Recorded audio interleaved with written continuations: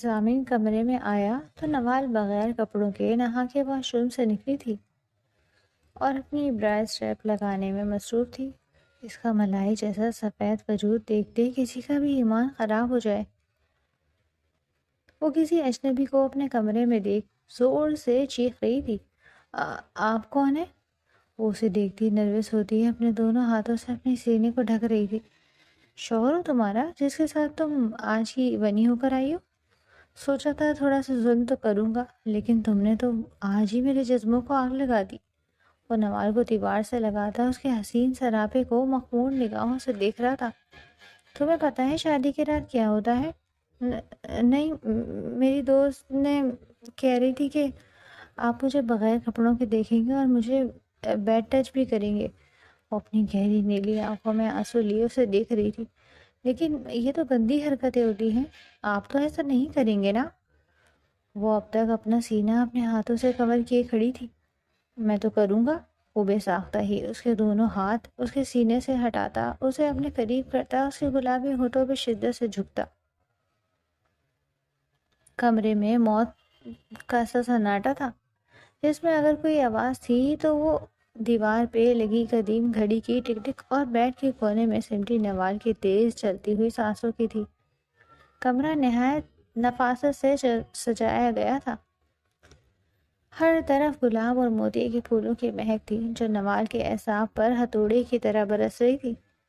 وہ ونی تھی، ایک خونی دشمن کا تاوان جسے اس خاندان کے بڑے بیٹے ضامن شاہ کے حوالے کر دیا گیا تھا۔ اس نے اپنی بھاری بھرکم عروسی جوڑے کو سنبھالنے کی کوشش کی، مگر ہاتھوں میں لرزش اتنی تھی کہ دوپٹہ سر پر ٹک نہیں پا رہا تھا۔ اسے اپنی دوستوں اور کچی عمر کی سہیلیوں کی وہ تمام ڈراؤنی باتیں یاد آ رہی تھی جو انہوں نے رخصتی کے وقت اس کے کان میں انڈیلی تھی۔ سنا ہے ضامن شاہ بہت ظالم آدمی ہے، دشمنوں کی بیٹی ہو تم، وہ تمہیں کبھی معاف نہیں کرے گا۔ نوال کی آنکھوں سے آنسو ٹوٹ کر اس کی مہندی لگے ہاتھوں پر گرے۔ اسے پیاس لگ رہی تھی، وہ ہمت کر کے اٹھی، بھاری لگے وہ گھسیٹتے ہوئے وہ ڈریسنگ ٹیبل پر رکھے پانی کے جگ کی طرف بڑھی۔ اس نے کانپتے ہاتھوں سے گلاس بھرا ہی تھا کہ اچانک دروازے کا لاک گھومنے کی آواز آئی۔ اس کے ہاتھ سے گلاس ٹوٹ کر زمین پر گرا اور کرچی کرچی ہو گیا۔ دروازہ کھلا اور ایک انتہائی وجیہہ قداور اور باروک شخصیت کا مالک شخص اندر داخل ہوا۔ وہ ضامن شاہ تھا۔ اس کی گہری سیاہ آنکھیں، چہرے پر پھیلی سنجیدگی اور چال میں ایک بادشاہ جیسی تمکنت تھی۔ نوال کی سانس حلق میں اٹک گئی۔ وہ وہیں ڈریسنگ ٹیبل کے ساتھ لگ کر کھڑی ہو گئی جسے دیوار میں ضم ہو جانا چاہتی ہو۔ ضامن نے کمرے میں داخل ہوتے ہی دروازہ لاک کیا اور اپنی باسکٹ کے بٹن کھولتا ہوا آگے بڑھا۔ اس کی نظر فرش پر بکھرے شیشے کے ٹکڑوں پر پڑی اور پھر اس سہمے ہوئے وجود پر جو خوف کی تصویر بنا کھڑا تھا۔ وہ آہستہ آہستہ اس کی طرف بڑھا۔ نوال کا دل چاہا کہ زمین پھٹے اور وہ اس میں سما جائے۔ ضامن اس کے بالکل قریب آ کر رک گیا۔ اس کے وجود کا سایہ نوال پر پڑ رہا تھا جس نے اسے مزید خوفزدہ کر دیا۔ کیا ارادہ ہے؟ ضامن کی بھاری اور پاٹ دار آواز کمرے میں گونجی۔ پہلی ہی رات شوہر کا استقبال کانچ کے ٹکڑوں سے کرنے کا سوچا ہے؟ نوال نے نفی میں سر ہلایا۔ اس کی زبان جیسے تالو سے چپک گئی تھی۔ وہ پانی اس کے لبوں سے بمشکل نکلا۔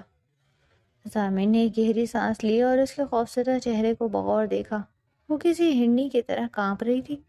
اس کی بڑی بڑی نیلی آنکھیں آنسوؤں سے بھری ہوئی تھیں اور چہرہ خوف سے زرد پڑ چکا تھا۔ ضامن نے اپنا ہاتھ اس کی طرف بڑھایا۔ نوال کو لگا جیسے وہ اسے مارنے والا ہے۔ وہ چیخ مار کر وہیں نیچے بیٹھ گئی اور اپنے دونوں ہاتھوں سے اپنا سر چھپا لیا۔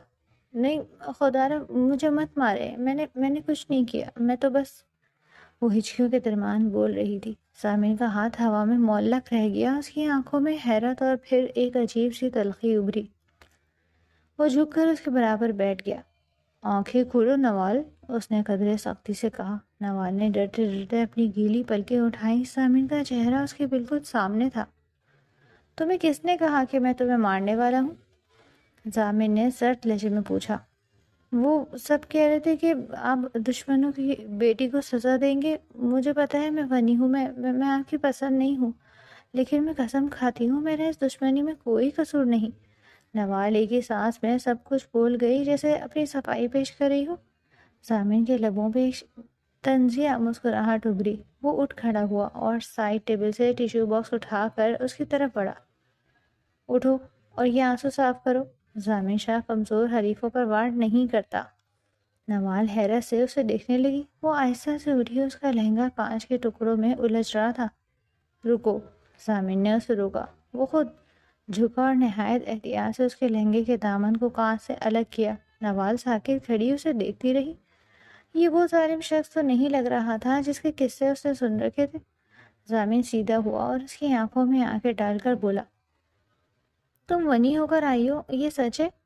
تم دشمن کی بیٹی ہو، یہ بھی سچ ہے، لیکن اس کمرے میں اس وقت تم صرف ضامن شاہ کی بیوی ہو، اور میری بیوی کو مجھ سے ڈرنے کی ضرورت نہیں جب تک وہ میری حدود میں رہے۔ نوال نے لرزتی آواز میں پوچھا، کون سی حدود؟ ضامن نے قدم بڑھایا اور اسے دیوار کے ساتھ لگا دیا۔ نوال کا دل دوبارہ زور سے دھڑکنے لگا۔ ضامن نے اپنا ایک ہاتھ دیوار پر رکھا اور قدرے جھک کر اس کے کان کے قریب کچھ سرگوشی کی۔ غداری کی حدود، جھوٹ کی حدود، میں نفرت برداشت کر سکتا ہوں نوال، لیکن دھوکہ نہیں۔ تم اس گھر میں عزت سے رہو گی، تمہیں وہ تمام حقوق ملیں گے جو ایک بیوی کے ہوتے ہیں، لیکن مجھ سے محبت کی یا نرمی کی امید مت رکھنا۔ یہ سودا ہے اور میں سودے میں گھاٹا پسند نہیں کرتا۔ نوال کی آنکھوں میں پھر سے نمی تیرنے لگی۔ میں نے کبھی کسی کو دھوکہ نہیں دیا، میں بس واپس جانا چاہتی ہوں۔ واپسی کے راستے بند ہو چکے ہیں، ضامن نے دو ٹوک انداز میں کہا اور پیچھے ہٹ گیا۔ یہ اب تمہارا گھر ہے، بہتر ہے خود کو اس حقیقت کے مطابق ڈھال لو۔ اس نے مڑ کر الماری سے اپنے کپڑے نکالے اور واش روم کی طرف بڑھ گیا۔ جاتے جاتے وہ رکا اور مڑ کر بولا، اور ہاں، یہ خوفزدہ خرگوش بننا چھوڑ دو، مجھے کمزور عورتیں سخت ناپسند ہیں۔ کپڑے تبدیل کر لو اور آرام کرو، میں تمہیں تنگ نہیں کروں گا۔ ضامن واش روم میں چلا گیا اور دروازہ بند ہونے کی آواز کے ساتھ ہی نوال کے ضبط کے بندھن ٹوٹ گئے۔ وہ بیڈ پر گری اور پھوٹ پھوٹ کر رونے لگی۔ اسے سمجھ ہی نہیں آ رہی تھی کہ وہ شکر ادا کرے کہ وہ اس زندگی سے بچ گئی جس کا اسے ڈر تھا، یا اس سخت مہری پر روئے جو اس کا مقدر بن چکی تھی۔ ضامن شاہ ایک معمہ تھا، ایک ایسا پتھر جسے پگھلانا شاید ناممکن تھا۔ تھوڑی دیر بعد جب ضامن باہر نکلا تو نوال صوفے پر ہی سر ٹکائے سو چکی تھی۔ شاید تھکن اور ذہنی دباؤ نے اسے نڈھال کر دیا تھا۔ ضامن اسے دیکھتا رہا۔ معصومیت اس کے چہرے سے عیاں تھی۔ اس نے آہستگی سے بیڈ سے کمبل اٹھایا اور نوال کے اوپر ڈال دیا۔ تم دشمن کی بیٹی ہو کر بھی اتنی معصوم کیوں ہو؟ وہ زیر لب بڑبڑایا۔ تمہاری یہ معصومیت میرے انتقام کی آگ کو ٹھنڈا نہ کر دے، مجھے اس بات کا ڈر ہے۔ اس نے لائٹ مدھم کی اور دوسری طرف صوفے پر لیٹ گیا۔ خون کا بدلہ خون ہوگا، فیصلہ یہی ہے اور یہی رہے گا۔ پنچایت میں بیٹھے ایک معمر شخص کی گرجدار آواز نے برگد کے گھنے سائے تلے ہونے والی چہمگوئیوں کو یکلخ خاموش کر دیا۔ دوپہر کی تپتی دھوپ میں گاؤں کے چوپال پر سناٹا چھا گیا۔ ہوا بھی جیسے تھم گئی تھی۔ ہر آنکھ وہاں کھڑے دو افراد پر جمی ہوئی تھی۔ ایک طرف قاسم تھا جس کا سر جھکا ہوا تھا اور سفید داڑھی آنسوؤں سے تر تھی۔ وہ مجرموں کی طرح ہاتھ باندھے کھڑا تھا، اس کا پورا وجود لرز رہا تھا، اور دوسری طرف کرسی پر نہایت تمکنت اور شاہانہ انداز میں بیٹھا ضامن شاہ تھا، جس کی آنکھوں میں انتقام کے شعلے بھڑک رہے تھے۔ اس کے پیچھے کھڑے بندوق برداروں کے چہرے سپاٹ تھے، مگر ضامن کے چہرے پر بھائی کے قتل کا غم اور غصہ واضح تھا۔ چودھری صاحب، میں مانتا ہوں مجھ سے خطا ہوئی۔ قاسم کی آواز بھر آ گئی۔ وہ پنچایت کے بڑوں کے سامنے ہاتھ جوڑ کر گڑ گڑایا، میرا مقصد علی رضا کو مارنا نہیں تھا، گولی چل گئی، یہ ایک حادثہ تھا، خدا گواہ ہے میں نے جان بوجھ کر۔ حادثہ؟ ضامن شاہ دھاڑا۔ وہ اپنی نشست سے اٹھ کھڑا ہوا۔ اس کا قد اتنا نکلتا ہوا تھا کہ قاسم اس کے سامنے بونا لگ رہا تھا۔ تمہارے اس حادثے نے میرے گھر کا چراغ گل کر دیا۔ میرا چھوٹا بھائی جو ابھی جوان ہوا تھا، اسے تم نے مٹی میں ملا دیا اور کہتے ہو حادثہ تھا۔ ضامن کی آواز میں اتنا درد اور کرب تھا کہ مجمع میں کئی لوگوں کے دل دہل گئے۔ علی رضا ضامن کا چھوٹا بھائی تھا اور سب کا لاڈلا تھا۔ وہ کل شام کھیتوں کے پانی کے تنازع پر قاسم کی بندوق سے نکلی گولی کا نشانہ بن گیا تھا۔ پنچایت کے سرپنچ نے گلا صاف کیا۔ ضامن بیٹا، تمہارا دکھ ہم سمجھتے ہیں۔ قاسم مجرم ہے اور اس نے اقرار بھی کر لیا ہے۔ اب فیصلہ تمہارے ہاتھ میں ہے۔ تم چاہو تو دیت لے لو، چاہو تو قصاص میں اس کی جان لے لو۔ شریعت اور ہمارا رواج دونوں تمہیں یہ حق دیتے ہیں۔ قاسم نے فوراً سر اٹھایا۔ اس کی آنکھوں میں ایک عجیب سی چمک تھی۔ وہ تیزی سے آگے بڑھا اور ضامن کے قدموں میں اپنی پگڑی رکھ دی۔ ضامن سائیں، میری جان لے لو، ابھی اور اسی وقت۔ یہ بندوق اٹھاؤ اور میرا سینہ چھلنی کر دو۔ مجھے کوئی شکایت نہیں ہوگی۔ میں اپنے کیے کی سزا بھگتنے کو تیار ہوں۔ بس میرے گھر والوں کو بخش دو۔ مجمع سانس روکے ضامن کے فیصلے کا منتظر تھا۔ سب کو یقین تھا کہ ضامن شاہ جیسا انا پرست اور غصیلا انسان قاسم کو زندہ نہیں چھوڑے گا۔ ضامن نے اپنے پاؤں میں پڑی پگڑی کو حقارت سے دیکھا اور پھر ایک ٹھوکر سے پرے ہٹا دیا۔ تمہاری یہ بوڑھی جان لے کر میں کیا کروں گا قاسم؟ ضامن نے سرد اور زہریلے لہجے میں کہا۔ تمہیں مار دیا تو تمہارا قصہ تو ختم ہو جائے گا۔ تم تو سکون سے قبر میں جا سو گے، لیکن وہ آگ جو میرے سینے میں لگی ہے وہ کیسے ٹھنڈی ہوگی؟ اس نے مڑ کر پنچایت کی طرف دیکھا۔ اس کی آنکھوں میں ایک ایسا فیصلہ تھا جس نے سب کو چونکا دیا۔ مجھے اس کی جان نہیں چاہیے، مجھے دیت کا پیسہ بھی نہیں چاہیے، مجھے تاوان چاہیے۔ ضامن کی آواز میں کاٹ تھی۔ میرے بھائی کی جوانی کے بدلے مجھے اس کے گھر کی جوانی چاہیے، مجھے ونی چاہیے۔ پورے مجمع پر جیسے بجلی گر پڑی۔ قاسم کا رنگ خاک ہو گیا۔ وہ لڑکھڑا کر پیچھے گرا۔ نہیں ضامن سائیں، نہیں، یہ ظلم مت کرو۔ وہ بچی ہے، معصوم ہے، اس کا کوئی قصور نہیں۔ مجھے مار دو، میرے ٹکڑے کر دو، مگر میری بیٹی کو نہیں۔ وہ پاگلوں کی طرح چیخنے لگا۔ پنچایت کے بزرگ بھی سرگوشیاں کرنے لگے۔ سرپنچ نے مدبر انداز میں کہا، ضامن بیٹا، یہ فیصلہ بچی کا تو اس معاملے میں کوئی دخل نہیں۔ دخل ہے، ضامن نے اٹل لہجے میں کہا۔ جب باپ کے گناہوں کی سزا اولاد بھگتتی ہے تو ہی باپ کو اصل تکلیف ہوتی ہے۔ قاسم نے مجھ سے میرا بھائی چھینا ہے، میں اسے اس کی بیٹی چھین کر اسے روز جیتے جی ماروں گا۔ یہ میرا آخری فیصلہ ہے۔ اگر پنچایت کو منظور نہیں تو پھر فیصلہ میری بندوق کرے گی، اور پھر صرف قاسم نہیں، اس کا پورا خاندان ختم ہوگا۔ ضامن کی دھمکی میں وہ وزن تھا کہ کوئی اس کے سامنے بولنے کی جرات نہ کر سکا۔ خونی تصادم سے بچنے کے لیے پنچایت کو سر جھکانا پڑا۔ سرپنچ نے بھاری دل کے ساتھ فیصلہ سنایا۔ قاسم کی بیٹی نوال کو خون بہا میں ضامن شاہ کے نکاح میں دیا جاتا ہے، اسے بنی قرار دیا جاتا ہے۔ کل شام تک رخصتی عمل میں لائی جائے۔ فیصلہ سنا دیا گیا۔ قاسم وہیں مٹی پر بیٹھ گیا جیسے اس کی جان نکال لی گئی ہو۔ ضامن شاہ نے ایک فاتحانہ اور بے رحم نظر اس ٹوٹے ہوئے شخص پر ڈالی اور اپنے ساتھیوں کے ساتھ وہاں سے چلا گیا۔ شام کے سائے گہرے ہو چکے تھے۔ قاسم کے چھوٹے سے کچے مکان میں کوہرام مچا ہوا تھا۔ قاسم چارپائی پر بیٹھا بچوں کی طرح پھوٹ پھوٹ کر رو رہا تھا۔ اس کی اہلیہ ایک کونے میں سر پیٹ رہی تھی۔ نوال جو ابھی صرف 19 برس کی تھی، دروازے کی اوٹ میں کھڑی سب سن رہی تھی۔ اس کا دل چاہ رہا تھا کہ چیخے مار مار کر روئے، لیکن اس نے اپنے ہونٹ سختی سے بھینچ رکھے تھے۔ وہ جانتی تھی کہ اگر وہ ٹوٹی تو اس کا باپ مر جائے گا۔ وہ آہستہ قدموں سے اندر آئی اور پانی کا گلاس اپنے باپ کی طرف بڑھایا۔ بابا، پانی پی لیں۔ اس کی آواز میں غیر معمولی ٹھہراؤ تھا۔ قاسم نے سر اٹھا کر اپنی لخت جگر کو دیکھا۔ وہ بیٹی جسے اس نے پھولوں کی طرح پالا تھا، آج اسی کو اس نے قصاب کے حوالے کر دیا۔ اس نے گلاس کے بجائے نوال کے ہاتھ پکڑ لیے اور ان پر اپنا ماتھا رکھ کر رونے لگا۔ مجھے معاف کر دے نوال، مجھے معاف کر دے میری بچی، میں ہار گیا، میں ایک بزدل باپ ہوں، میں نے اپنی جان بچانے کے لیے تیرا سودا کر دیا، میں نے تجھے بھیڑیے کے آگے ڈال دیا۔ نوال نے تڑپ کر اپنے باپ سے ہاتھ چھڑایا اور باپ کو آنسو پہنچے۔ وہ خود اندر سے کرچی کرچی ہو رہی تھی، مگر اس وقت اس سے مضبوط بننا تھا۔ نہیں بابا، آپ نے میرا سودا نہیں کیا، آپ نے میری خاطر ہمارے خاندان کی خاطر قربانی دی ہے۔ نوال نے اسے دلاسا دیا۔ اور میں کوئی بکری یا بھیڑ نہیں ہوں، آپ کی بیٹی ہوں۔ اگر میری قربانی سے آپ کی جان بچتی ہے، ہمارے گھر سے جنازہ نہیں اٹھتا، تو یہ سودا مہنگا نہیں ہے۔ تجھے نہیں پتا ضامن شاہ کیسا آدمی ہے۔ قاسم نے ہچکیوں کے درمیان کہا۔ وہ انسان نہیں، پتھر ہے، وہ تجھے جی تجی مار دے گا، وہ تجھ سے بدلہ لے گا۔ نوال کے دل میں ایک انجانا خوف سر اٹھانے لگا۔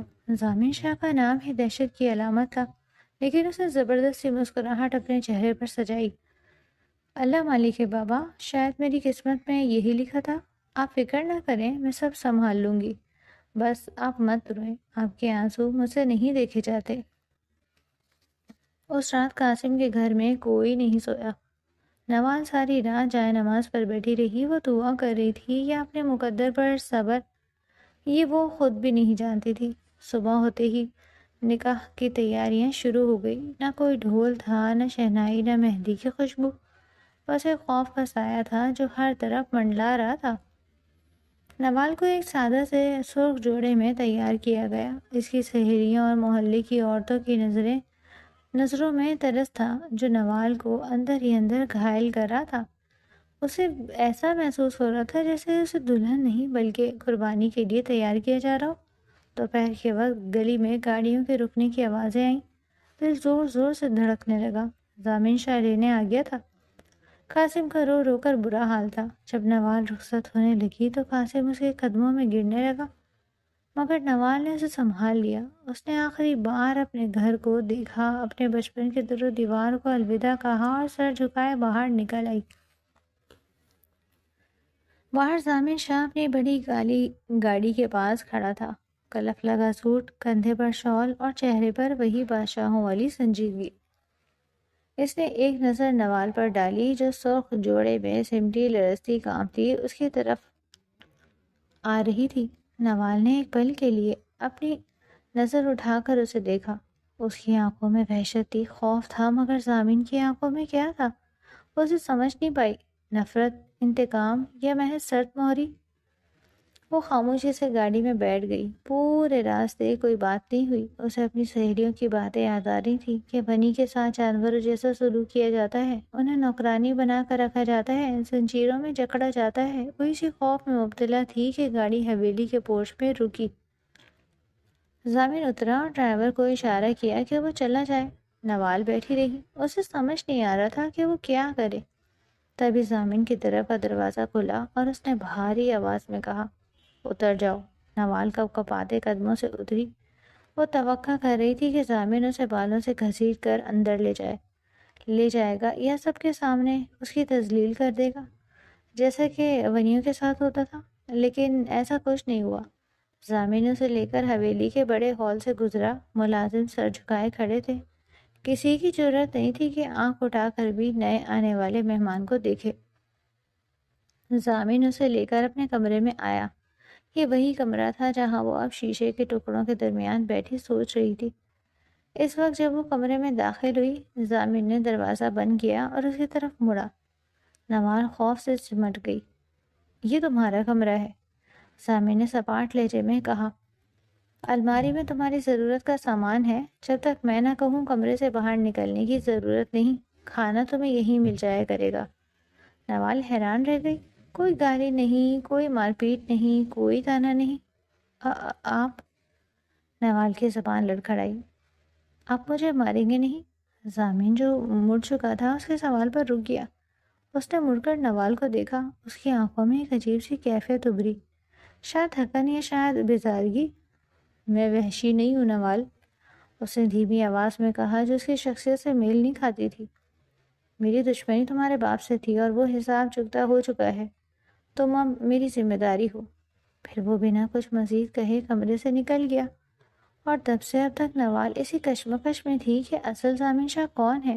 وہ جو پنچایت میں خون کا پیاسا تھا اور اس کے باپ کو ذلیل کر رہا تھا، یا وہ جو ابھی اسے شیشے کی کرچیوں سے بچا کر اس پر کمبل اڑا کر سلا رہا تھا؟ اس کا رویہ ایک معمہ تھا، ایک گھٹن تھی جو نوال کو سمجھ نہیں آ رہی تھی۔ اسے لگا تھا کہ اسے جہنم میں پھینکا جا رہا ہے، لیکن یہاں تو آگ سرد پڑی تھی۔ کیا یہ طوفان سے پہلے کی خاموشی تھی، یا ضامن شاہ کے سینے میں پتھر کے پیچھے کوئی دل بھی دھڑکتا تھا؟ یہی سوچتے سوچتے نوال کی آنکھیں بوجھل ہونے لگی۔ اگلی صبح جب نوال کی آنکھ کھلی تو کمرے میں سورج کی روشنی پھیل چکی تھی۔ وہ ہڑبڑا کر اٹھی۔ اسے یاد آیا کہ وہ کہاں ہے۔ اس نے گھبرا کر صوفے کی طرف دیکھا۔ ضامن وہاں نہیں تھا۔ کمبل طے کیا ہوا صوفے کے ایک کونے میں رکھا تھا اور ساتھ ہی ایک ٹرے پڑی تھی جس میں ناشتہ رکھا ہوا تھا۔ نوال حیرت سے اپنی جگہ سے اٹھی اور ٹرے کے پاس آئی۔ وہاں ایک چھوٹا سا کاغذ کا ٹکڑا بھی رکھا تھا۔ اس نے کانپتے ہاتھوں سے کاغذ اٹھایا۔ اس پر ایک خوشخط تحریر میں لکھا، ناشتہ کر لینا، مجھے حویلی کے کام سے باہر جانا ہے، شام تک واپسی ہوگی، کمرے سے باہر جانے کی ضرورت نہیں، اگر کسی چیز کی ضرورت ہو تو ملازمہ کو بلا لینا۔ نوال نے کاغذ کو سینے سے لگا لیا۔ اس کا خوف اب آہستہ آہستہ حیرت میں بدل رہا تھا۔ یہ کیسا دشمن تھا جو اپنی قیدی کا اتنا خیال رکھ رہا تھا؟ اس نے ناشتے کی ٹرے کی طرف دیکھا۔ پراٹھا، آملیٹ اور چائے، سب کچھ گرم تھا۔ اسے شدید بھوک لگ رہی تھی۔ کل سے اسے کچھ نہیں کھایا تھا۔ وہ زمین پر ہی بیٹھ گئی اور نوالا توڑ کر منہ میں ڈالا۔ اسے کھٹک رہی تھی یہ بات، یہ نرمی، یہ خیال، کہیں یہ کوئی چال تو نہیں؟ کہیں ضامن اسے اس قدر پرسکون کر کے اچانک کوئی بڑا وار تو نہیں کرنا چاہتا؟ یا پھر اس نے جو رات کہا تھا کہ میں سودے میں گھاٹا پسند نہیں کرتا، اس کا مطلب یہ تھا کہ وہ واقعی اسے اپنی بیوی کا درجہ دے چکا ہے؟ لیکن علی رضا کا خون، وہ انتقام، وہ آگ کہاں گئی؟ نوال کے ذہن میں سوالوں کا ایک طوفان تھا۔ وہ جانتی تھی کہ یہ سفر آسان نہیں ہوگا۔ ضامن شاہ ایک بند کتاب کی طرح تھا اور اسے پڑھنا نوال کے لیے زندگی اور موت کا مسئلہ بن چکا تھا۔ اسے اس شخص کے اندر چھپے انسان کو ڈھونڈنا تھا، اس سے پہلے کہ اس کے اندر کا انتقام دوبارہ جاگ اٹھے۔ ابھی وہ یہ سوچ ہی رہی تھی کہ دروازے پر دستک ہوئی۔ نوال کا دل اچھل کر حلق میں آ گیا۔ کیا ضامن واپس آ گیا یا کوئی اور؟ کون؟ اس نے ڈرتے ڈرتے پوچھا۔ بی بی جی، میں شمیم ہوں، ملازمہ۔ خان صاحب نے حکم دیا تھا کہ آپ کے کپڑے استری کر کے دے آؤں۔ باہر سے ایک عورت کی آواز آئی۔ نوال نے گہری سانس لی اور دوپٹہ سر پر جماتے ہوئے کہا، آ جاؤ۔ دروازہ کھلا اور ایک ادھیڑ عمر ملازمہ ہاتھوں میں جوڑے لیے اندر داخل ہوئی۔ اس نے نوال کو دیکھا تو اس کی نظروں میں بھی وہی طرز تھا جو کل محلے کی عورتوں کی نظروں میں تھا۔ ہائے میری بچی، شمیم نے کپڑے بیڈ پر رکھتے ہوئے افسوس سے کہا، اتنی سی عمر اور اتنا بڑا بوجھ۔ اللہ خان صاحب کو ہدایت دے، کیسا پھول سا نصیب جلا دیا اس دشمنی میں۔ نوال خاموش رہی۔ وہ کیا کہتی کہ خان صاحب نے اسے جلایا نہیں بلکہ اس کے زخموں پر مرہم رکھا؟ یہ بات تو اسے خود بھی سمجھ نہیں آ رہی تھی۔ وہ کسی اور کو کیا سمجھاتی؟ بس ایک بات طے تھی، ضامن شاہ وہ نہیں تھا جو دنیا سمجھتی تھی، اور نوال کو اب اسی حقیقت کو کھوجنا تھا۔ کمرے کی چار دیواری اب نوال کو کاٹنے لگی تھی۔ 2 ہفتوں میں بدل رہے تھے دو، اور نوال کی زندگی بس اس ایک کمرے تک محدود ہو کر رہ گئی تھی۔ ضامن شاہ کے وعدے کے مطابق اسے کسی چیز کی کمی نہیں تھی۔ 3 وقت کا کھانا، پھل، ضرورت کی ہر شے وقت پر کمرے میں پہنچا دی جاتی۔ ملازمہ شمیم دن میں 2 بار آتی، صفائی کرتی، کپڑے دھوتی اور بنا کوئی فالتو بات کیے چلی جاتی۔ لیکن انسان صرف روٹی اور کپڑے کا محتاج تو نہیں ہوتا، اسے زندہ رہنے کے لیے آوازوں کی، چہروں کی اور کھلی ہوا کی ضرورت ہوتی ہے۔ نوال کھڑکی سے باہری پردے ہٹا کر باہر باغ کو دیکھتی تو اسے لگتا وہ کسی طلسماتی قلعے میں قید شہزادی ہے۔ باہر زندگی رواں دواں تھی، مالی پودوں کو پانی دیتے، پرندے چہچہاتے، لیکن اندر صرف ایک جان لیوا سناٹا۔ ضامن شاہ صبح سویرے نکل جاتا اور رات گئے واپس آتا۔ ان کی بات چیت نہ ہونے کے برابر تھی۔ وہ آتا، کپڑے بدلتا، کبھی کبھار حال احوال پوچھ لیتا اور سو جاتا۔ اس کا رویہ نہ سخت تھا نہ بہت نرم، بس ایک انجانا سا فاصلہ تھا جو وہ عبور نہیں کرنا چاہتا تھا۔ آج 5واں دن تھا۔ نوال کی برداشت جواب دے گئی۔ دوپہر کا وقت تھا۔ کمرے میں عجیب سی گھٹن تھی۔ نوال کا دل چاہا کہ وہ چیخے۔ اس نے دروازے کی طرف دیکھا۔ ضامن نے اسے منع کیا تھا، سختی سے منع کیا تھا کہ کمرے سے باہر قدم مت نکالنا۔ لیکن کیوں؟ نوال نے خود سے سوال کیا۔ کیا میں واقعی کوئی قیدی ہوں؟ کیا وہ مجھے پوری عمر اسی کمرے میں بند رکھے گا؟ میں بنی ہوں کوئی جانور تو نہیں جسے پنجرے میں ڈال دیا جائے؟ اس کے اندر کی بغاوت جاگ اٹھی۔ اسے پیاس نہیں تھی، پھر بھی خود سے پانی کا بہانہ بنا کر وہ دروازے تک آئی۔ اس نے ہینڈل گھمایا، دروازہ کھلا۔ اس نے ڈرتے ڈرتے باہر جھانکا۔ راہداری خالی تھی۔ سنگی مرمر کے فرش پر دوپہر کی دھوپ چمک رہی تھی۔ حویلی میں خاموشی تھی۔ نوال نے ایک گہری سانس لی اور پہلا قدم باہر نکالا۔ دل زور زور سے دھڑک رہا تھا، جیسے کوئی چوری کر رہی ہو۔ وہ ننگے پاؤں دبے قدموں آگے بڑھی۔ حویلی بہت بڑی اور پرشکوہ تھی۔ اونچی چھتیں، دیواروں پر لگی پرانی پینٹنگز اور ہر کونے میں رکھا قدیم فرنیچر اس خاندان کی عمارت کا منہ بولتا ثبوت تھا۔ چلتے چلتے وہ ایک بڑے ہال نما کمرے تک پہنچ گئی، جسے حویلی میں گول کمرہ کہا جاتا تھا۔ یہ گھر کا مرکزی حصہ تھا۔ یہاں دیواروں پر سامن کے بزرگوں کی بڑی بڑی تصاویر آویزاں تھیں۔ نوال حیرت اور دلچسپی سے ان تصویروں کو دیکھنے لگی۔ اسے کچھ پل کے لیے اپنی قید بھول گئی۔ یہاں کیا کر رہی ہو؟ اچانک ایک فرخت اور گرجدار آواز نے نوال کو بری طرح چونکا دیا۔ نوال گھوم کر پیچھے مڑی۔ اس کے سامنے ویل چیئر پر بیٹھی ایک 50 سالہ خاتون تھی۔ ان کے چہرے پر گہرا دکھ اور آنکھوں میں شدید نفرت تھی۔ یہ بی جان تھی، ضامن اور مقتول علی رضا کی ماں۔ نوال کا رنگ فق ہو گیا۔ وہ ان کے روح پر غصے سے لرز گئی۔ میں بس… اس کی زبان ساتھ چھوڑ گئی۔ بی جان نے ویل چیئر کے پہیے گھمائے اور تیزی سے اس کے قریب آئیں۔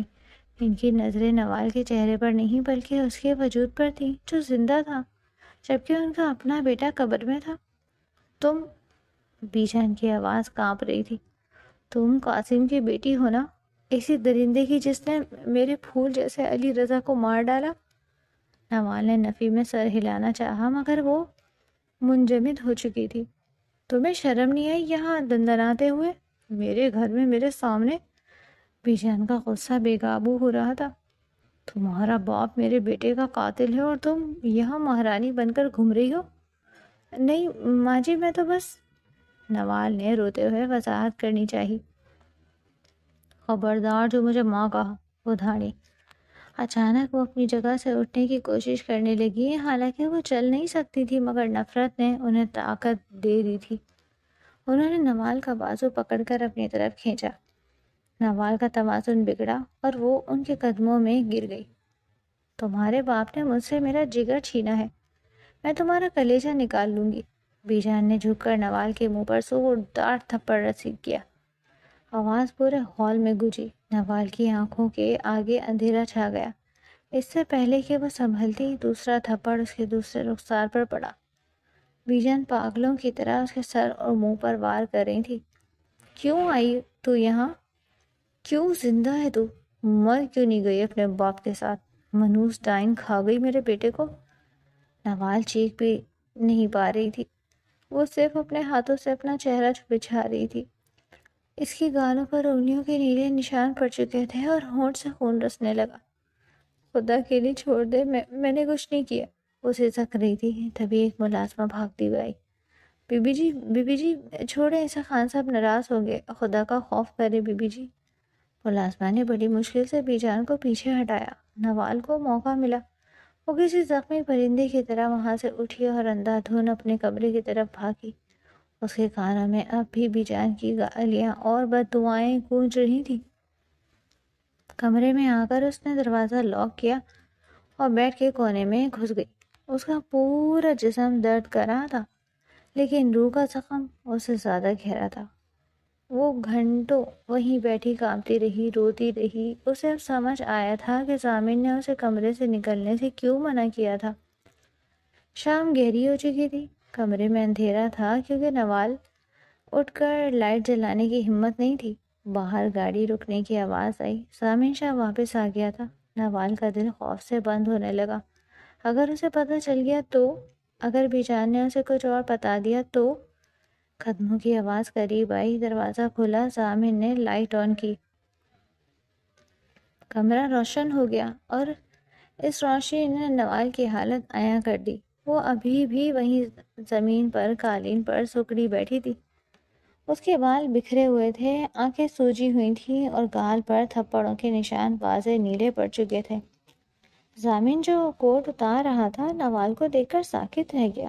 اس کی آنکھوں میں ایک لمحے کے لیے جو تاثر ابھرا وہ خوفناک تھا۔ وہ تیزی سے نوال کی طرف بڑھا۔ نوال، اس نے پکارا۔ نوال ڈر کے مارے مزید سمٹ گئی۔ اسے لگا شاید اب ضامن کی باری ہے۔ ضامن اس کے پاس نیچے بیٹھ گیا۔ اس نے نوال کا چہرہ اوپر کرنا چاہا لیکن نوال نے منہ پھیر لیا۔ میری طرف دیکھو۔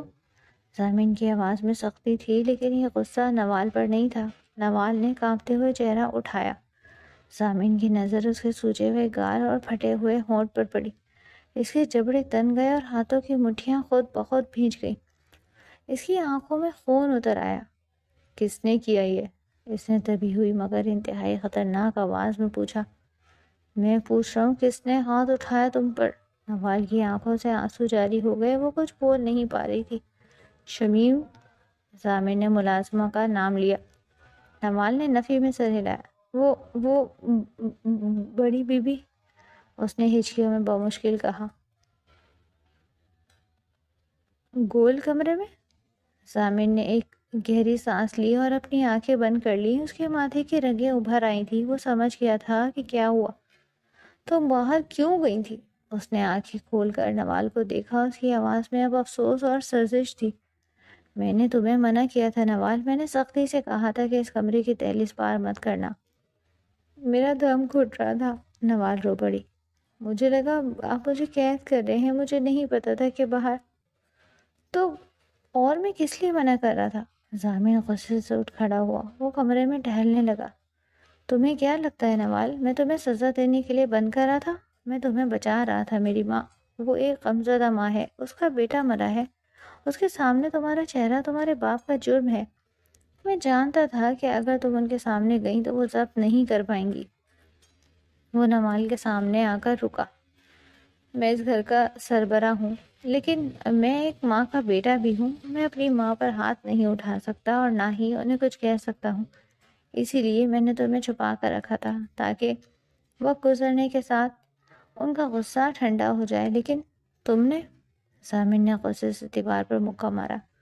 لعنت ہے اس بے بسی پر۔ وہ تیزی سے مڑا اور کمرے سے باہر نکل گیا۔ دروازہ زور سے بند ہوا۔ نوال پھر سے اکیلی رہ گئی۔ اسے لگا کہ ضامن اب واپس نہیں آئے گا، شاید وہ بھی اب اسے نفرت کرنے لگا ہے۔ اس نے گھٹنوں میں سر دیا اور رونے لگی۔ تقریباً 1 گھنٹے بعد دروازہ دوبارہ کھلا۔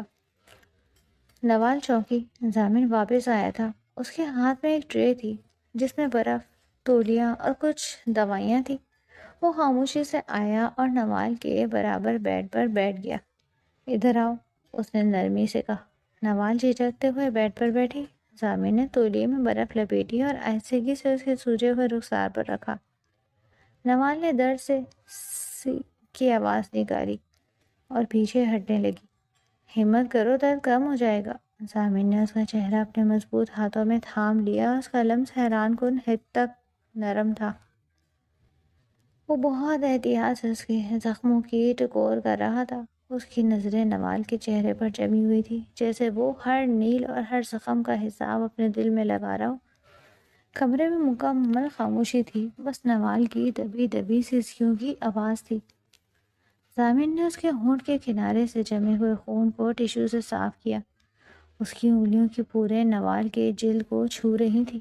نوال کا دل ایک عجیب سی کیفیت میں دھڑکنے لگا۔ یہ وہ ہاتھ تھے جنہوں نے پنچایت میں اس کی زندگی کا سودا کیا تھا۔ یہ وہ شخص تھا جسے اس کا دشمن ہونا چاہیے تھا۔ پھر یہ اتنی مسیحائی کیوں؟ آپ، نوال نے ہمت کر کے بولنا چاہا۔ اس کی آواز کانپ رہی تھی۔ آپ میرے ساتھ اتنا اچھا سلوک کیوں کر رہے ہیں؟ ضامن کا ہاتھ رک گیا۔ اس نے گہری سیاہ آنکھوں سے نوال کی نیلی آنکھوں میں جھانکا۔ اچھا سلوک؟ ضامن کے لبوں پر ایک تلخ مسکراہٹ ابھری۔ تمہیں یہ اچھا سلوک لگتا ہے نوال؟ تمہیں بنی بنا کر لائے ہوں، تمہاری آزادی چھین لی، تمہیں کمرے میں بند کر دیا، یہ ظلم نہیں؟ ظلم تو وہ تھا جو آج باہر ہوا، نوال نے دھیمی آواز میں کہا۔ جو سب کہہ رہے تھے کہ آپ کریں گے، ماریں گے، ذلیل کریں گے، لیکن آپ تو مرہم لگا رہے ہیں، حالانکہ میں دشمن کی بیٹی ہوں۔ ضامن نے دوائی کی ٹیوب کھولی اور انگلی پر کریم لگا کر اس کے گال پر لگانے لگا۔ دشمنی مردوں کی تھی نوال، وہ اور وہ ختم ہو گئی۔ ضامن نے سنجیدگی سے کہا، قاسم نے غلطی کی، اسے سزا پائی، تم نے قربانی دی، تم یہاں ہو، اب تم میری بیوی ہو، اور ضامن شاہ کا اصول ہے، وہ اپنی پناہ میں آئی چیز کی حفاظت اپنی جان سے زیادہ کرتا ہے۔ اس نے نوال کی آنکھوں میں دیکھا، تم دشمن کی بیٹی نہیں ہو، اب تم میری عزت ہو، اور میری عزت پر اٹھنے والا ہاتھ چاہے میری اپنی ماں کا ہو مجھے تکلیف دیتا ہے۔ نوال حیرت سے اسے دیکھتی رہی، اس شخص کے اصول، اس کی باتیں، سب کچھ اس کی سمجھ سے باہر تھا۔ وہ ایک ایسی پہیلی تھی جسے وہ جتنا سلجھانے کی کوشش کرتی اتنا ہی الجھ جاتی۔ لیٹ جاؤ اب، ضامن نے حکم صادر کیا اور سامان سمیٹنے لگا، اور خبردار جو اب آنسو بہائے، مجھے کمزور عورتیں پسند نہیں ہیں۔ حالانکہ الفاظ سخت تھے مگر اس کے لہجے میں جو فکر تھی وہ چھپائے نہیں چھپ رہی تھی۔ ضامن نے لائٹ آف کی اور صوفے کی طرف بڑھ گیا۔ نوال کمبل میں لیٹ گئی، درد اب کافی کم ہو چکا تھا، شاید دوائی کا اثر تھا، یہ شاید ضامن کے الفاظ کا۔ وہ اندھیرے میں چھت کو گھورتی رہی، اس کے دل میں ضامن کے لیے جو خوف تھا وہ اب ایک عجیب سے احترام اور تجسس میں بدل رہا تھا۔ یا اللہ، یہ کیسا دشمن ہے، اس نے دل میں سوچا، جو زخم بھی دیتا ہے تو قسمت کے اور مرہم بھی رکھتا ہے تو اپنے ہاتھوں سے۔ اس رات نوال کو پہلی بار پرسکون نیند آئی، یہ جانتے ہوئے کہ کمرے کے دروازے پر چاہے تالا نہیں مگر صوفے پر سویا ہوا شخص اس کا سب سے بڑا محافظ ہے۔ وقت گزرنے کے ساتھ نوال کے زخم تو بھر گئے مگر حویلی کی اس خاموش فضا میں ایک نئی داستان جنم لے رہی تھی۔ اب نوال کا دل اس کمرے میں گھبراتا نہیں تھا، اور کھڑکی کے پاس بیٹھ کر ضامن کی واپسی کا انتظار کرتی۔ اس کے قدموں کی چاپ اب اسے خوفزدہ نہیں کرتی تھی بلکہ اس کے مضطرب دل کو سکون دیتی۔ ضامن کا رویہ بدستور پرفکار مگر نہایت خیال رکھنے والا تھا۔ وہ نوال کے لیے کتابیں لاتا، کبھی اس کی پسند کے پھل، اور کبھی خاموشی سے اس کے پاس بیٹھ کر اسے کچھ لکھتے یا پڑھتے دیکھتا رہتا۔ نوال نے محسوس کیا کہ ضامن شاہ وہ ظالم جاگیردار نہیں تھا جس کا خاکہ اس کے ذہن میں کھینچا گیا تھا، بلکہ وہ تو ایک ایسا سمندر تھا جس کی سطح پر سکون تھا مگر گہرائی میں بے پناہ تلاطم۔ ایک شام جب آسمان پر شفق کے رنگ بکھرے ہوئے تھے اور حویلی کے باغ سے موتی کی خوشبو اٹھ کر کمرے تک آ رہی تھی، ضامن جلد واپس آ گیا۔ وہ صوفے پر بیٹھا کچھ فائلیں دیکھ رہا تھا کہ نوال ہمت کر کے اس کے قریب آئی اور میز پر چائے کا کپ رکھا۔ آپ تھکے ہوئے لگ رہے ہیں، نوال نے دبی آواز میں کہا۔ ضامن نے فائل سے نظر ہٹا کر اسے دیکھا۔ نوال کے چہرے پر اب وہ زردی نہیں تھی بلکہ ایک تازگی آ گئی تھی۔ اس کی گہری نیلی آنکھوں میں اب ضامن کے لیے خوف کی جگہ ایک عجیب سی چمک تھی۔ تمہاری فکر دیکھ کر تھکن کم ہو جاتی ہے، ضامن نے مختصر مگر گہرا جواب دیا۔ نوال کا دل زور سے دھڑکا، وہ صوفے کے پاس ہی نیچے قالین پر بیٹھ گئی۔ آج اس نے تہیہ کر رکھا تھا کہ وہ اس سوال کا جواب لے کر رہے گی جو اسے کئی راتوں سے سونے نہیں دے رہا تھا۔ ضامن شاہ، میں کچھ پوچھوں؟ اس نے نظریں ہٹا کر پوچھا۔ حکم کرو، ضامن نے فائل بند کر دی۔ آپ نے پنچایت میں بنی کا مطالبہ کیوں کیا تھا؟ نوال نے ایک ہی سانس میں پوچھ لیا۔ اس کی آواز میں لرزش تھی مگر تجسس زیادہ تھا۔ آپ تو دیت لے سکتے تھے، آپ بدلے میں جان لے سکتے تھے، یا پھر مجھے زندگی بھر کی قید سنا سکتے تھے، لیکن نکاح کا مطالبہ ایک ایسی لڑکی سے جو آپ کے دشمن کی بیٹی تھی؟ آپ نے اپنی زندگی میں ایک ایسی لڑکی کو کیوں شامل کیا جس کا باپ آپ کے بھائی کا قاتل تھا؟ کمرے میں ایک طویل سکوت چھا گیا۔ دیوار پر لگی گھڑی کی ٹک ٹک واضح سنائی دے رہی تھی۔ ضامن کے چہرے کے تاثرات بدلے، اس کی آنکھوں میں ایک پرانی یاد کی جھلک ابھری۔ اس نے ایک گہری سانس لی اور چائے کا کپ ایک طرف رکھ دیا۔ وہ تھوڑا جھکا اور نوال کے چہرے کے قریب ہو کر اسے بغور دیکھنے لگا۔ نوال کو لگا جیسے وہ اس کی روح میں جھانک رہا ہے۔ تمہیں واقعی لگتا ہے کہ یہ سب اتفاق تھا؟ ضامن کی آواز مخمور اور دھیمی تھی۔ نوال نے حیرت سے اسے دیکھا۔ کیا مطلب؟ ضامن کے لبوں پر ایک دلکش مگر پراسرار مسکراہٹ آئی۔ نوال، علی رضا کا جانا ایک بہت بڑا المیہ تھا جس نے میرے وجود کو ہلا کر رکھ دیا، لیکن پنچایت میں جب تمہارے باپ نے اپنا سر جھکایا تو میرے سامنے دو راستے تھے، ایک یہ کہ میں اسے مار کر اپنے بھائی کا بدلہ لیتا، اور تمہارے پورے خاندان کو ہمیشہ کے لیے اپنا دشمن بنا دیتا، اور دوسرا راستہ یہ تھا کہ میں اس دشمنی کو کسی ایسی چیز میں بدل دوں جو میرے لیے معنی رکھتی ہوں۔ اس نے نوال کا ہاتھ اپنے ہاتھ میں لیا۔ نوال نے اسے ہٹانے کی کوشش نہیں کی۔ میں تمہیں چاہتا تھا نوال، سامر نے انکشاف کیا، بہت پہلے سے۔ نوال کی آنکھوں میں حیرت سی پھیل گئی۔ لیکن کیسے؟ ہم تو کبھی ملے بھی نہیں۔ تم نہیں ملی تھی مگر میں نے تمہیں دیکھا تھا، سامر نے اعتراف کیا۔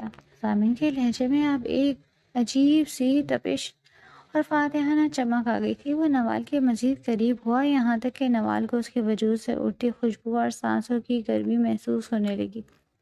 اس نے نوال کی تھوڑی کو اپنی انگلی سے ذرا سا اوپر اٹھایا اور اس کی آنکھوں میں آنکھیں ڈال کر اسے جتانے والے انداز میں بولا، تمہیں کیا لگا تھا نوال کہ علی رضا کے قتل کے بعد قاسم کی بیٹی کا غنی ہونا محض ایک اتفاق تھا، یا پنچایت نے خود ہی یہ فیصلہ میرے حق میں دے دیا؟ سامر کے لبوں پر ایک مخمور مسکراہٹ رقص کرنے لگی۔ نہیں نوال شاہ، پنچایت نے ونی کا مطالبہ اس لیے نہیں کیا تھا کہ مجھے قاسم سے بدلہ لینا تھا، بلکہ اس لیے کیا تھا کہ مجھے تمہیں حاصل کرنا تھا۔ تم تو اس دن سے میری قید میں تھی جس دن میں نے تمہیں اس میلے میں دیکھا تھا۔ نوال ساکت کھڑی اسے سن رہی تھی۔ اسے اپنی سماعتوں پر یقین نہیں آ رہا تھا۔ سامر کا لہجہ اب مزید گہرا اور جتانے والا ہو گیا تھا۔ وہ میلہ یاد ہے تمہیں؟ اس نے جتاتے ہوئے پوچھا۔ جب تم اپنی سہیلیوں کے ساتھ ان نیلی چوڑیوں کے لیے ضد کر رہی تھی، تم ہنس رہی تھی اور میں دور کھڑا تمہاری اس ہنسی کا اسیر ہو رہا تھا۔ میرے پیچھے میرے محافظ کھڑے تھے، میرے ہاتھ میں گھوڑی کی بانگیں تھی، مگر میرا دل تمہارے قدموں میں پڑا تھا۔ تم نے ایک پل کے لیے نظر اٹھا کر مجھے دیکھا تھا اور پھر شرما کر بھاگ گئی۔ تمہیں لگا تم بھاگ گئی؟ سامر نے ایک ہلکا سا قہقہ لگایا جس میں جیت کا غرور تھا۔ ضامن شاہ کی نظر میں جس چیز پر پڑ جائے وہ اسے حاصل کر کے رہتا ہے۔ میں نے 3 سال انتظار کیا نوال، 3 سال میں نے اس آگ کو اپنے سینے میں دبائے رکھا، کیونکہ تم دشمن کی بیٹی تھی اور میں شرافت کی حدیں پار نہیں کرنا چاہتا تھا۔ مگر جب تمہارے باپ نے میرے بھائی پر گولی چلائی تو اس نے خود مجھے وہ موقع دے دیا جس کا میں برسوں سے منتظر تھا۔ اس نے نوال کے چہرے پر گہری ایک لٹ کو بہت آہستگی سے اس کے کان کے پیچھے عرصہ۔ لوگ کہہ رہے تھے کہ قاسم کو پھانسی دلوا دو، اس کا گھر جلا دو، مگر میں نے سوچا کہ قاسم کو مار کر مجھے کیا ملے گا؟ مجھے تو وہ انعام چاہیے تھا جو اس کے گھر میں چھپا تھا۔ میں نے پنچایت کے سامنے تمہارا نام اس لیے نہیں لیا تھا کہ میں ظالم تھا، بلکہ اس لیے لیا تھا کیونکہ میں جانتا تھا کہ ونی کے علاوہ اور کوئی راستہ تمہیں میرے بیڈ روم تک نہیں لا سکتا۔ نوال کی آنکھیں حیرت اور بے یقینی سے بھیگنے لگی۔ سامر کا یہ روپ اس کے لیے بالکل نیا تھا۔ تم سمجھ رہی تھی کہ میں تم پر ظلم کروں گا؟ اس نے جتاتے ہوئے اس کے گال کو چھوا۔ میں نے تمہیں اس کمرے میں بند کر کے تمہیں سزا نہیں دی، بلکہ تمہیں دنیا سے چھپا کر رکھا کہ کہیں کوئی اور نظر تمہیں چھو نہ لے۔ تمہیں ایک چیز تمہارے بیڈ پر مہیا کی تاکہ تمہیں کسی کے سامنے ہاتھ نہ پھیلانا پڑے۔ میں تمہیں یہ جتانا چاہتا ہوں نوال کہ تم یہاں خیرات پہ نہیں آئی ہو، تم یہاں اس لیے ہو کیونکہ ضامن شاہ تمہیں کسی بھی قیمت پر اپنی پناہ میں دیکھنا چاہتا تھا۔ وہ ذرا اور جھکا، اس کی آواز اب سرگوشی بن گئی تھی۔ تم دشمن کی بیٹی ہو کر بھی میری کمزوری بن گئی۔ وہ ونی کا مطالبہ دراصل میری اس پرانی پیاس کا نتیجہ تھا جو اس میلے سے شروع ہوئی تھی۔ میں نے تمہیں جیتا ہے نوال، اپنی انا سے، اپنی دشمنی سے اور تمہارے خوف سے۔ اب بتاؤ، اب بھی تمہیں لگتا ہے کہ تمہارا شوہر صرف ایک ظالم جاگیردار ہے؟ نوال نے دیکھا کہ ضامن کی آنکھوں میں انتقام کی آگ بجھ چکی تھی اور اس کی جگہ ایک ایسی گہری چاہت نے لے لی تھی جو جتانے پر آئی تو نوال کا پورا وجود موم کی طرح پگھلنے لگا۔ نوال ساکت بیٹھی اسے سن رہی تھی۔ اسے یقین نہیں آ رہا تھا کہ یہ سب اتنا پرانا تھا۔ میں جانتا تھا کہ اگر میں تمہیں ونی بنا کر نہیں لاتا تو کوئی اور تمہیں کسی بدلے میں لے جاتا، یا تمہارا باپ تمہیں کسی بوڑھے جاگیردار کے حوالے کر دیتا تاکہ جان بچ سکے۔ میں نے تمہیں غنی اس لیے نہیں بنایا ہے کہ تم سے بدلہ لوں، بلکہ اس لیے بنایا ہے کہ تمہیں اس دنیا کے شر سے بچا سکوں اور تمہیں اپنا بنا سکوں۔ نوال کی آنکھوں میں آنسو آ گئے۔ یعنی آپ نے یہ سب میرے لیے کیا؟ ہاں، تمہارے لیے۔ ضامن نے اس کے آنسو پوچھے۔ میں تمہیں چاہتا تھا، اس لیے میں نے یہ کڑا راستہ چنا۔ میں جانتا تھا تم مجھ سے نفرت کرو گی، ڈرو گی، مجھے ظالم سمجھو گی، لیکن مجھے یقین تھا کہ ایک دن تم میری آنکھوں میں چھپی سچائی پڑھ لو گی۔ میں نے تمہیں اس کمرے میں اس لیے رکھا تھا کہ تمہیں حویلی کے لوگوں کی نفرت سے بچا سکوں، یہاں تک کہ میری ماں بھی تمہیں معاف نہیں کر پا رہی۔ میں چاہتا تھا تم یہاں خود کو محفوظ محسوس کرو۔ نوال کا دل احترام اور محبت سے لبریز ہو گیا۔ وہ جس شخص کو اپنی زندگی کا سب سے بڑا گناہ سمجھ رہی تھی، وہ تو اس کا سب سے بڑا محافظ نکلا۔ اس نے ضامن کے ہاتھ پر اپنا دوسرا ہاتھ رکھا۔ آپ نے کبھی بتایا کیوں نہیں؟ اس نے سسکتے ہوئے پوچھا۔ کچھ باتیں بتانے کی نہیں، محسوس کرنے کی ہوتی ہے نوال شاہ۔ ضامن نے اس کی پیشانی پر بوسہ دیا۔ ونی کا لبادہ تو صرف ایک بہانہ تھا تمہیں اپنی زندگی میں لانے کا۔ اصل میں تو تم میری اس وقت ہو گئی تھی جب میں نے تمہیں پہلی بار دیکھا تھا۔ کمرے کی وہ تنہائی، وہ گھٹن اور وہ دشمنی کے سائے اب ہمیشہ کے لیے چھٹ چکے تھے۔ نوال کو اپنی منزل مل گئی تھی اور ضامن کو اس کا وہ خواب جو اس نے برسوں پہلے دیکھا تھا۔ میں بھی آپ سے۔ نوال نے بات ادھوری چھوڑ دی اور اپنا سر ضامن کے شانے پر رکھ دیا۔ ضامن نے اسے اپنے حصار میں لے لیا۔ مجھے پتہ ہے نوال، تمہاری آنکھیں اب سب سچ بولتی ہیں۔ حویلی کی دیواروں پر لگی قدیم گھڑی اب بھی ٹک ٹک کر رہی تھی، مگر اب یہ وقت کے گزرنے کا غم نہیں، بلکہ ایک نئی زندگی کے آغاز کی نوید تھی۔